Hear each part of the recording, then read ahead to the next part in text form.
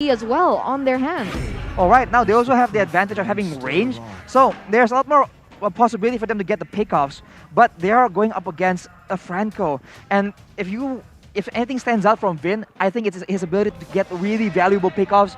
Usually he, in the last season, he was using the jawhead a lot, and he's able to just find opportunities and get the most priority of members. So if he can do the same with the Franco, this is a very dangerous pick from Vin. Absolutely, we saw this before when we're talking about the side of Bigetron Alpha as well. He, every time he puts himself on a very high mechanic hero, they perform really well. Cho, Jawhead. We haven't seen these type of heroes being played that much this season, but the Jawhead pickup will surely be their trump card here. If they don't get the victory, if they get too old, their playoff spot will be harder to achieve.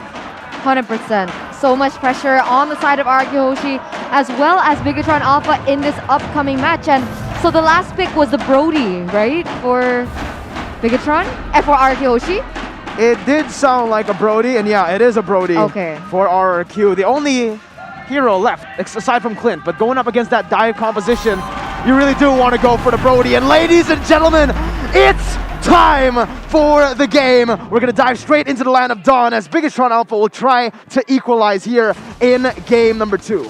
Okay, we can already see so much aggression once again coming from the side of RRQ HOSHI as well as Bigetron. So Bigetron Alpha, with their pick-off type of composition that they want to go for, we can expect them to really want to find something, find some compensation, make it very different. They want it to be their own tempo. They don't want to have to drown in the tempo that RRQ HOSHI will try to make up for themselves.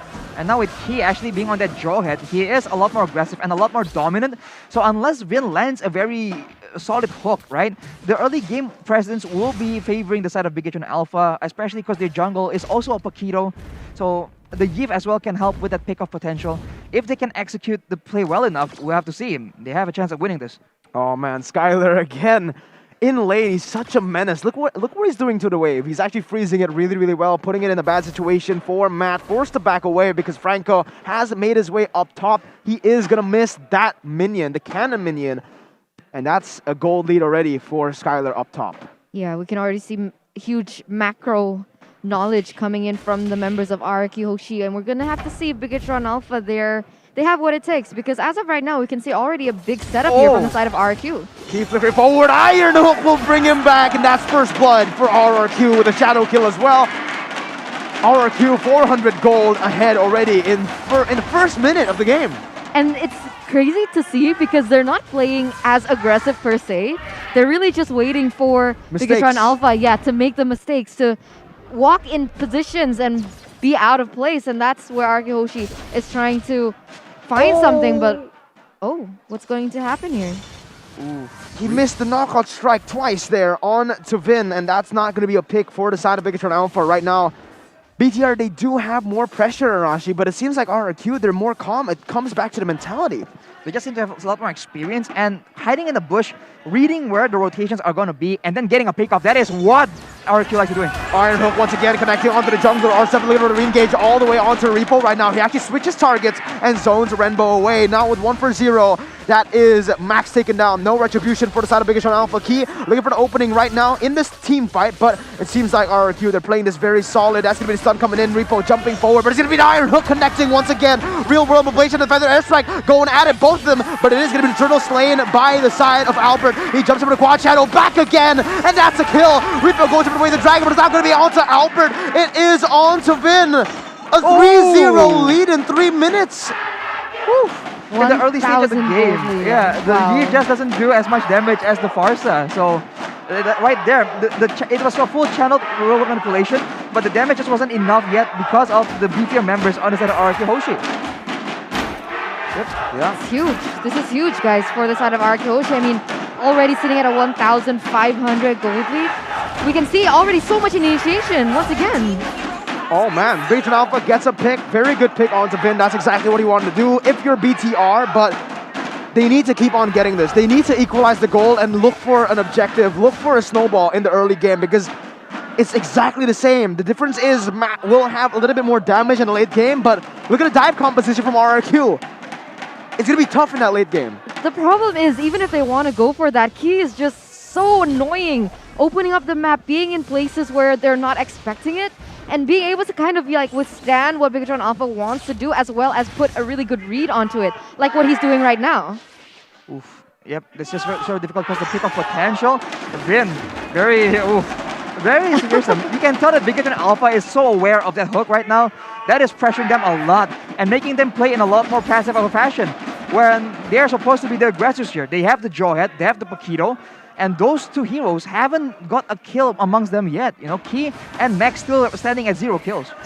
With how much pressure Vin is putting on the table, I'm surprised that Bigetron Alpha didn't bring more Purifies, because look at that. Iron Hook connecting Key will be deleted as Clay picks up the kill once more. Again, even after Vin pops into the bush, he's still looking for picks, and this pressure will keep on building. Bigetron Alpha, they're getting outclassed. Yeah, I think they need a glass of Garuda Splash here, Mirko. So for those of you watching, don't forget to get one for yourselves, because with that Garuda Splash, you can get a 50% discount on the MPL Season 9 ticket at Cinepolis. Yeah, and guess what? You can also use that extra money that you save to get the Sanrio character skin. It's amazing. I have 3 out of the 4. Oh, flex there, Mirko. Oh, the Reaper goes in for the flake onto Vin, though. That's not going to be a good target as the Wraith Dragon going to be popped onto him. Now Key caught in the bad situation. Iron Hook going to be flickered away from the side of Key. Further airstrike going to be popped right there to zone and deal some damage onto that backside. Repo takes another hit. Further airstrike will be popped, and that is it gone. Max on the backside going for the damage. Knockout strike going to be able to connect onto Skylar. The damage is there, and that's going to be the real world of Legend popping him through. But Albert with the Quad Shadow deletes Repo. He's jumping away with the Quad Shadow once again. A 2 for 2 for the side of Bigetron Alpha as R7 looks for the damage onto Matt right now. Furious Dive not going to be able to put him down just yet as Matt has the flicker to run. Nibiru's Passion as well. Key going in for the ejector, but Clay purifying at the moment of impact. Key now going to get engaged on, and Albert picks up the killing spree. Yeah, I don't think he should have went for it. I do understand he wants to get a pick on the board, maybe set up for the turtle like RRQ Hoshi is doing right now, but he gets taken down, and now they're just -1 in that next turtle fight, and that's just going to be a free turtle into the hands of RRQ Hoshi. And really solidifying that early game pressure as well as dominance that they have, and now sitting at a 2,000 gold lead. Yep, with that gold lead, they're making sure they want to push the tempo at every moment. Whenever Vin is trying to cut you away from your turret, this is like how dynamic that cycle can be, man. I thought they were going to use it for the most part to disrupt the farming pattern of Max and reset his buffs, but Vin has just been using it really aggressively and going for hooks, and he makes a read! Oh my god, Vin! What? It was Skylar in the first game, now it's Vin! Map hacks. Wow. RRQ Hoshi map hacks, guys. And just like that, you know, like, obviously it's a great pick from RRQ Hoshi, but if you're in the shoes of Bigetron Alpha, what do? Every time you wait for a moment, every time you're just waiting and getting info, at any moment you can get picked off, because RRQ are just that good at reading the rotations and the positions.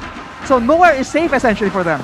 Oh man, even if the roamer Key wants to open it up, it's not going to be good. R7 goes over to Pension Fiber, it's going to be the repo going over the Dragon Flicker combo. R7 not going to get taken down. Oh my god, he buys so much time for the airstrike. Is able to burst 2 members down. It's a 2 for 1. The XP and the roam only for 1 member from RRQ. Vin looking for the trade-off once again onto Matt, is still able to dash away. Will he go for the Iron Hook? Answer is no.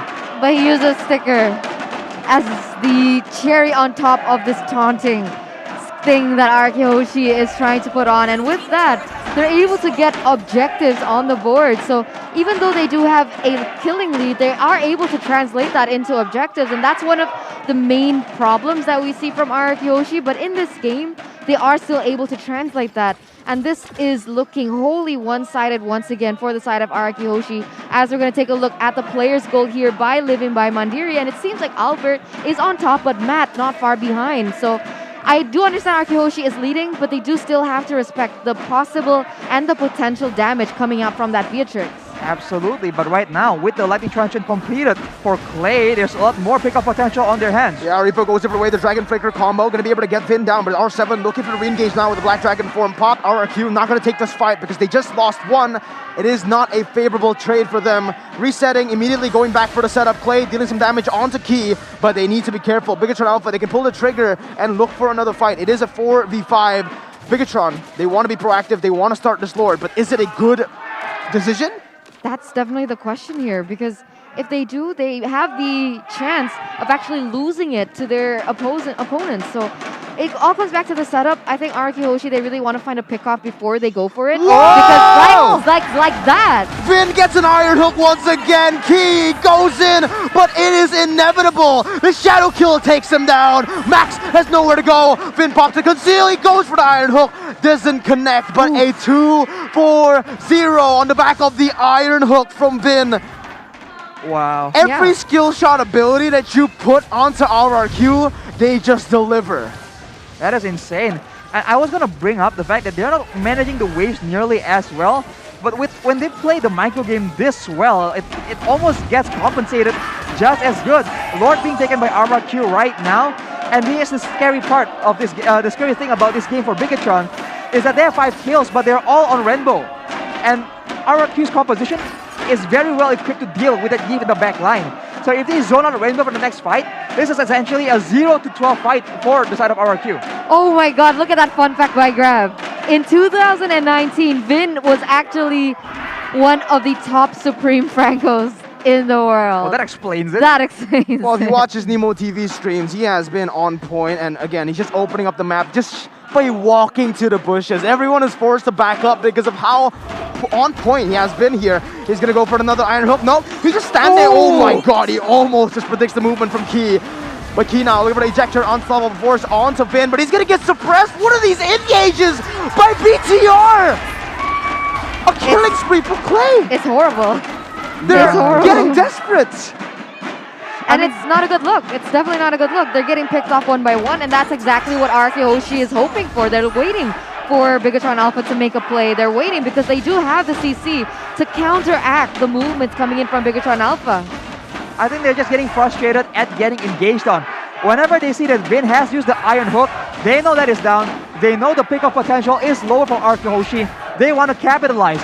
But they forget that Skylar is on that Brody, and he can just counter that engage so well, stops Key right in his tracks, and RRQ HOSHI can turn it back around. They need to plan further ahead than that if they want to take advantage of RRQ HOSHI and their cooldowns, as now RRQ HOSHI is just comfortable waiting in the jungle, waiting for the next pickoff to happen. I think they might be going for it. Already concealed play coming through for the side of RRQ HOSHI once again. 2 conceals, Repo going for the J-Spoon though, but he's not going to be able to connect the combo wombo! Repo gets taken down, the shadow kill only for that purple buff. And again, BTR, they're looking for these desperate fights. Vin, will he be able to read this right now? Iron Hook is ready, Key gets away. I'm surprised. I mean, usually Key has a huge impact, but in this particular case, it just doesn't seem like it's a good game for it because of the heroes that they're using against the composition coming in from RRQ HOSHI. As now we're going to take a sneak peek into the items coming in from both teams in the 12th minute. Clay right now already with the Holy Crystal. One bolt from the Feather Airstrike will be able to actually nuke Matt out of the fight. He does have the Wind of Nature, but that does not protect him against the burst magic damage. And at this point, with how ahead he is, I think he can match Rainbow in a 1v1 long-range artillery battle for sure.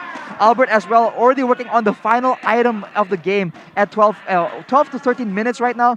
He has been doing so well, and if he gets to that backline, he is still a problem because they can't find a reliable way to catch him out as well. So Lord is up right now, and the pickup advantage, the crowd control advantage is still on RRQ HOSHI. Anyone that gets hit by the Iron Hook will be followed up by a stun from Skylar, from Clay, knock up by R7. Just crowd control all over the place. I like what Bigetron Alpha are doing, but it's not going to be good right now. R7 and everyone in RRQ, they already have too much damage. Black Dragon form now going to be popped, looking for the re-engage. Reaper going to take him down by the Torn Apart Memory. Vin takes Matt's down, and the Iron Hook will not connect, but the Petrify will. He goes for the ejector, unstoppable force, but turns out the force is stoppable as RRQ take this game right here. They jump in, Renbo gets the 6th kill of this game, but they don't need minions. That's the turn, the mid lane taken down. Oh my god, a 9k gold lead now. 9k gold lead, and it was interesting to see because as Bigetron Alpha, they were getting chased back into their base. They didn't waste a single resource, so I'm not really sure. I think maybe perhaps they wanted to bait out the resources coming in from RRQ HOSHI and then do a sort of counter engage, but they weren't able to stave off that initial burst pressure from RRQ HOSHI. Absolutely, that is why that Black Dragon form is so annoying to deal with. It just goes in and you're forced to retreat. And with the composition of Bigetron Alpha built to actually catch people out, they're just unable to move out of the way fast enough. And even right there, Vin went with the flicker and the ult onto Matt. Oh, my god! Vin! What? How? It's over. RRQ, they've just won. The Enhanced Lord popping in. That's going to be another one! Vin! What is going on? Real world manipulation going to be popped by Renbo, but IR7 is there to shut him down. That's going to be the minions coming in. The Feathered Airstrike as Key will get popped. It's RRQ outclassing the robots. Rabbits again. 2-2-0. Wow, rabbits, guinea pigs. I don't really know what to call Bigetron Alpha at this stage because they certainly are not the red robots that I have grown accustomed to watching. They have fallen so far down, and this match against RRQ HOSHI was just the tip of the iceberg. It was the cherry on top. It must be a huge blow to the mentality coming in from Bigetron Alpha.